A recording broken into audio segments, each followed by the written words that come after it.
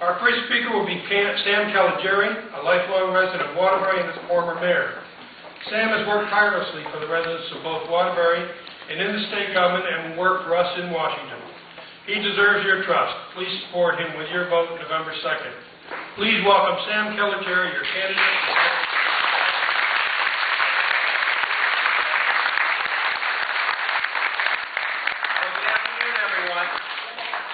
And I'd like to thank the Heritage Village Republican Club for putting on this tremendous event, and for each and every one of you for being here today. I have to tell you, and I suspect many of you are like me when I say that I've been involved in Republican politics in Connecticut for a very long time. But I cannot remember a time when we have had more high-quality, outstanding candidates serving as Republican nominees than we have before us today. We have truly an embarrassment of riches when it comes to great candidates. I'm going to win my race. Linda McMahon is going to be our next United States Senator. Tom Foley is going to be our next governor. But the right decisions start by electing people who understand how to grow the economy. That we need to keep the federal government smaller in size, not always growing, because ultimately we are in the best position to solve our problems as a state, as a district, and as our nation. I believe that I can take us back as being part of a new class of members of Congress who understand those core principles that make us as Republicans, Republicans. Smaller government, lower government spending, lower taxes, individual freedom. We are this close to winning this race, my friends. The most recent polls show that we're tied with Chris Murphy. We are on the verge of beating him. But we're not there yet. And that's why I thank you so much for being here today. Thank you for being a part of this process.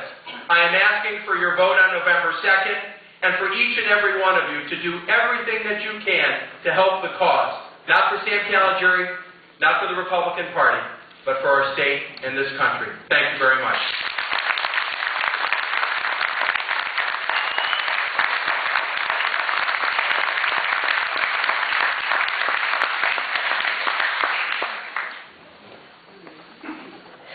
Our next speaker will be Tom Foley, who's your candidate for governor. He brings a wealth of business knowledge to the state government, and that is what government is. It's a business, and they're doing the people's business. The other night in the debate, they had one-word answers. They said, what was the mood of the taxpayers in the state of Connecticut? Mr. Malloy said people were disappointed. Well, I think he missed the point. People are angry, like Tom Foley said. They're angry with the politicians that have given us this way of life that is unsustainable. Tom Foley deserves your vote, and I think everyone should vote for him November 2nd. And now we have our next governor, Tom Foley.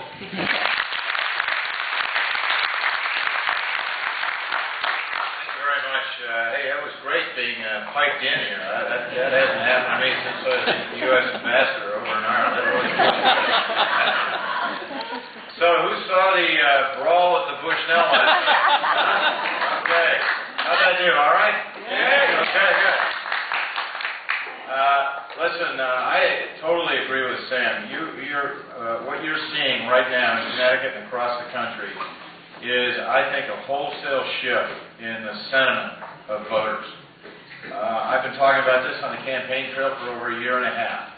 The tax, borrow, and spend policies of the last 2 decades, not only in Connecticut, but all across our country, have proven wrong. And people are upset, and people want to change in direction. So people such as myself and Linda, who have private sector experience, come out of the business world, I think people are supporting candidacies of people who are not career politicians, people who did not get us into this mess, and people who can be expected not only on what they say they're going to do, but on the actual skills and experience that they've gotten in the real world. Turn things around and take us in a new direction and provide the type of leadership that people want. We have some very serious challenges facing us here in Connecticut. A problem with unions and union leaders. but they should have no more influence on the long-term policies for this state than the average voter. I'll be there representing voters, not special interests. So we'll get this state turned around. Please make sure you get out and vote. Talk to your friends. Make sure they get out and vote. And we can do what's right for Connecticut and its future generations. Thank you very much.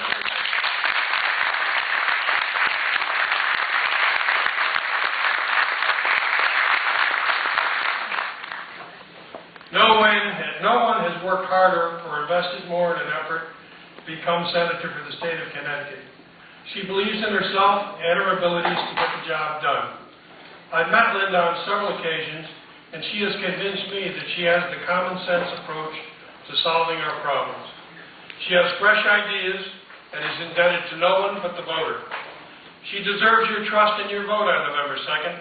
Please welcome Linda McMahon, your candidate for the United States Senate.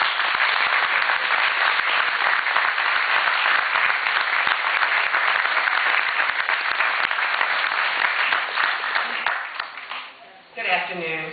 I am one more blessed than you, Bill. I have 6 grandchildren. And when I first got into this race, I had 4. It's been a busy year. One of them I knew about, the other was a surprise. But I am truly blessed with all 6 of those little grandchildren, and like you, Bill, 3 of mine live here in Connecticut. And I think that it is that generation that propelled me more than anything to get into this race. I'm not a career politician, and I think that's really the line of demarcation in this race between me and my opponent. I am for smaller government. He's for bigger government. I'm for less taxes. He's for bigger taxes, for raising taxes. He wants to make Washington bigger. I want to make Connecticut bigger. He wants to grow government. I want to grow the economy. And I think the way you grow the economy, ladies and gentlemen, is to put people back to work in our country in the private sector. In our debate on Monday night, I asked Mr. Blumenthal how to create a job. If any of you saw that debate, it is absolutely crystal clear. He has no idea.